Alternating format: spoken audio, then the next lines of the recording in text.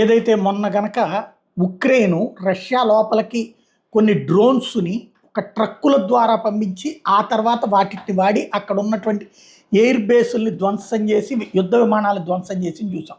అట్లాగే ఇజ్రాయెల్ ఎప్పటినుంచినో అక్కడ వివిధ కంపెనీల పేర్లతో స్టార్ట్ చేసి, చివరికి అక్కడే డ్రోన్‌లు తయారు చేసి ఇరాన్‌లోనే మొన్న ఏదైతే ఇరాన్ లోపలే దాడి చేసినటువంటి చూసాం. వాళ్ళ సైనికాధికారులు, వాళ్ళకి సంబంధించినటువంటి సైంటిస్టుల ప్రాణాలు తీసింది చూసాం.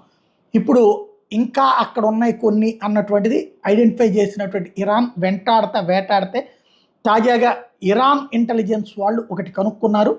ఏదైతే ఒక ట్రక్కులో డ్రోన్స్ వెళ్తున్నాయి అన్నటువంటి విషయం, అంటే మళ్ళీ పెద్ద దాడికి ప్రిపేర్ అయ్యింది.